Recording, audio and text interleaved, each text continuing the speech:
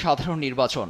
সেই নির্বাচন ঘিরে জান্তা সরকার যখন ফুলছুরি ছড়াচ্ছে, তখন ভিন্ন চিত্র রাখাইন রাজ্যে। বাংলাদেশের দক্ষিণ সীমান্তে ঘেঁষা এ রাজ্যে এতদিন নৃতাত্ত্বিক সশস্ত্র গোষ্ঠী আরাকান আর্মি দাপট দেখালেও জান্তার পাল্টা আক্রমণে কিছুটা কোণঠাসা।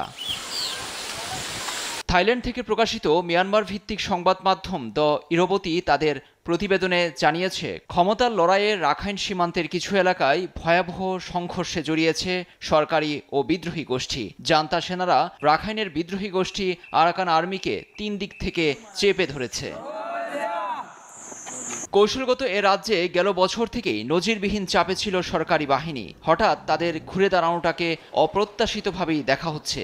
একাধিক সূত্রে ইরাবতী আরও জানিয়েছে, হামলা চালিয়ে সীমান্ত থেকে আরাকান আর্মিকে রাজ্যের ভেতরে ঠেলে দিয়েছে। লক্ষ্য হারানো এলাকার নিয়ন্ত্রণ ফিরে পাওয়া। তবে গোষ্ঠীটির দাবি, বাগর পাদাউনের উপকণ্ঠে ঘাঁটি